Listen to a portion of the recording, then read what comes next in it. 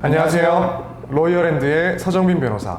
오철환 변호사입니다. 자, 오늘은 흉악 범죄자 조두순에 관한 얘기를 할 건데요. 온 사회가 경악을 금치 못했던 사건 아직도 여러분들 기억하고 계실 텐데요. 벌써 12년 흘렀더라고요. 불과 출소를 3개월 남겨두고 있기 때문인데요. 게다가 또 얼마 전에 인터뷰에서 출소 후에 아내가 있는 안산으로 돌아가겠다고 해서 물의를 일으켰습니다. 왜냐하면 당시 피해자가 아직 안산에 거주하고 있기 때문인데요. 불과 이 조두순의 집과 1km밖에 안 된다고 하더라고요. 소식 들으면 얼마나 끔찍할까. 그렇죠. 사실 뭐 마주치지는 않는다고 하더라도 항상 불안한 요소로 작용을 할 것 같아요. 일단 벌써 나오냐? 당시에 왜 이렇게 조두순이 낮은 형량을 선고를 받았나? 또 나아가서는 출소 이후에 이 사람을 어떻게 관리할 것인가? 다른 대책은 또 어떻게 이루어질 것인가? 여기에 대해서 한번 짚어볼 텐데요.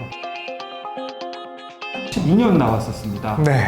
어떻게 보십니까, 변호사? 솔직히 말씀을 드려서는 다른 사람들에 비해서는 구형을 선고받았다고 봐야 되지 않나. 그렇죠. 사실 12년이 고작 12년밖에 안 돼라고 하실 수도 있지만 강간의 경우, 물론 이 경우는 또 그 피해자가 아동이었고 피해가 심각하긴 했지만 그렇다고 강간 상해가 무기징역까지 나온 경우는 극히 없다 보니까 당시에는 특히 그랬었죠. 무기징역이 그 당시 최고 상관이 15년인데 이게 심신미약으로 들어간단 말이죠. 그러면 이제 그거 감형을 보통 이제 양형 기준에 따라서 감형을 11년에서 11년 정도여서 12년으로 한 거는 왜냐면 그 당시에는 이제 심신미약이면 무조건 감형을 해야 됐기 때문에 지금 18년도에 개정이 돼서 할 수 있다로 바뀌어서 당시에는 무조건 감형을 해줘야 됐고 심신미약을 인정한다면 근거들로 사용된 게 또 많이 비판이 있어요. 당시 이제 고령의 평소 알코올 중독과 통제불능으로 기억이 뭐 전혀 안 난다라고 하고 심신미약 상태. 심신미약의 뭐 인정 근거가 된다.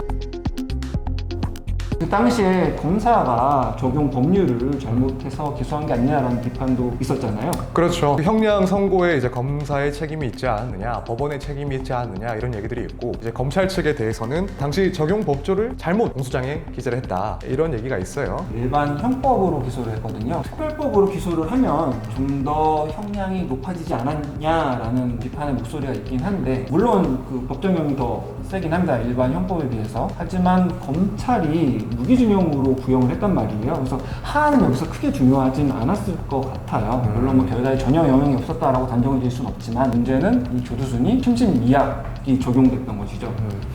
당시 왜 심신미약을 인정을 했을까? 조두순이 얘기하기를 자기는 전혀 기억이 없다. 만취한 상태여서 나는 그런 일이 있었는지 전혀 모르겠다. 이를 법원이 여러 가지 정황들을 근거해서겠지만 심신미약을 인정하고 당시의 법률에 따르면 심신미약인 경우에는 무조건 그에 따른 감형이 이후에 문제가 돼서 관련법이 18년도에 개정이 됐습니다. 재판부가 선택에 따라 이를 고려할지 안 할지 통계 보니까 5건에 1건 정도 인정이 된다고 하더라고요. 한 20% 정도는 인정을 받고 있는 셈이죠. 검찰 쪽에서 비판을 이제 들을 만한 부분은 법원에서 심신미약을 인정했음에도 불구하고 실형이 12년 나왔기 때문에 그 부분에 대해서 굳이 다투지 않고 항소를 하지 않은 것, 이 점은 비판을 받을 수 있지 않을까.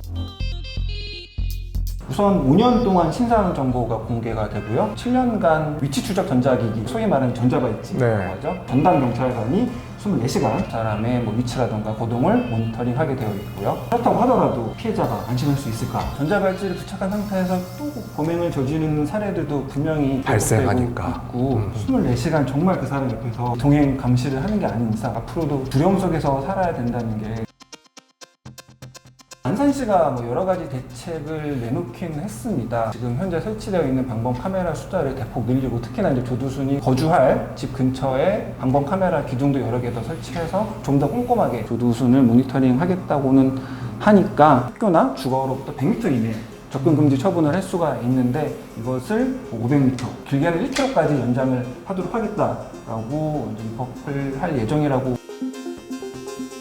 요즘에 만약 이런 사건이 발생했다, 이런 흉악한 성범죄가 발생했다라고 한다면 과연 선고는 어떻게 나왔을까? 일단은 성폭력 특별법에 따라서 이제 기소가 될 테고요. 해당 법률은 좀 더 상한도도 높고 하다 보니까 아무래도 법정형에 영향을 줄 거고요. 그리고 아까도 말씀드렸지만 심신미약을 무조건적으로 인정을 해야 되는 게 폐지가 됐기 때문에 상황에 따라 재판부는 아무리 이 사람이 만취되어 있는 상태였다고 하더라도 심신미약으로 감형에 반영을 하지 않을 수가 있기 때문에 좀 더 법정형은 늘어날 수 있겠죠. 해외에 비해서는 좀 많이 미흡한 게 아닌가. 미국만 해도 최소 25년형 국민적 법감정에 좀 발맞춰서 우리나라도 특히나 이 아동 성범죄에 한해서는 좀 더 법정형을 높일 필요가 있지 않나. 한편으로는 추후에 형이 모두 집행이 되고 나서 발생할 수도 있는 문제들에 대해서 국민들이 불안해하는 요소들을 충분히 대비하고 불안감을 잠재울 수 있는 정말 실효적이고 적절한 대비책이 필요하다. 우리 국민들이 그리고 무엇보다 피해자가